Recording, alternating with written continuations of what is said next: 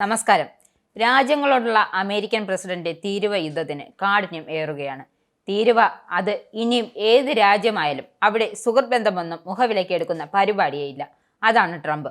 അതുകൊണ്ടാണ് കുടിയേറ്റക്കാർക്കെതിരായ നടപടിയിൽ വേറെ മാറ്റമൊന്നും വരുത്തി കണ്ടില്ല. എന്തായാലും ഇന്ത്യ അടക്കമുള്ള രാജ്യങ്ങൾക്കെതിരെ അമേരിക്ക അടുത്ത മാസം 2 മുതൽ പരസ്പര തീരുവ ചുമത്തുമെന്ന് പ്രസിഡന്റ് ഡൊണാൾഡ് ട്രംപ് ഭീഷണിപ്പെടുത്തി. കടുത്ത നടപടികൾ എടുത്തുകൊണ്ട് അനധികൃത കുടിയേറ്റം തടയാനായെന്നും ട്രംപ് അവകാശപ്പെടുന്നുണ്ട്. ചൈനയും ഇന്ത്യയും അടക്കമുള്ള രാജ്യങ്ങൾ അമേരിക്കയ്ക്ക് മേൽ കൂടുതൽ തീരുവ ചുമത്തുമെന്നുള്ള ആരോപണവുമായി അമേരിക്കൻ പ്രസിഡന്റ് ഡൊണാൾഡ് ട്രംപും രംഗത്തെത്തി.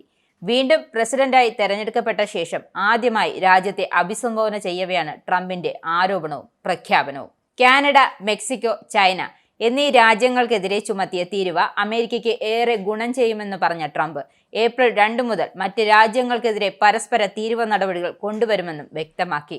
യുദ്ധമാണ് അമേരിക്ക ആഗ്രഹിക്കുന്നെങ്കിൽ അവസാനം വരെ പോരാടാൻ തയ്യാറാണെന്നായിരുന്നു ചൈനയുടെ പ്രതികരണം.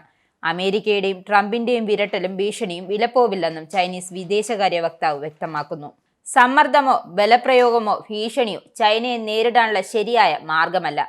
ചൈനയ്ക്കുമേൽ പരമാവധി സമ്മർദ്ദം ചെലുത്തുന്നവർ ആരായാലും അവരുടേത് തെറ്റായ കണക്കുകൂട്ടലാണ്.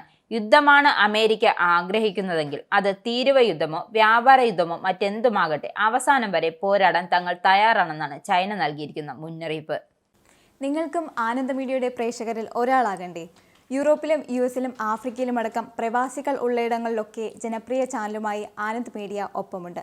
ഏഷ്യാനെറ്റ് ഫ്ലവേഴ്സ് അടക്കം നിങ്ങളുടെ വിരൽത്തുമ്പിലെത്തും. ആദ്യം റോക്കു ബോക്സ് സ്വന്തമാക്കുക.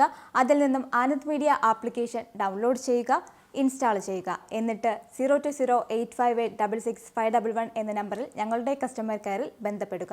അല്ലെങ്കിൽ +91 735 660 3747 എന്ന നമ്പറിൽ വാട്സപ്പ് ചെയ്യുക. ആനന്ദ് മീഡിയയുടെ സേവനങ്ങൾ സ്വന്തമാക്കുക. മറ്റു ചാനലുകൾക്കൊപ്പം ആനന്ദ് TVയും എൻജോയ് ചെയ്യുക.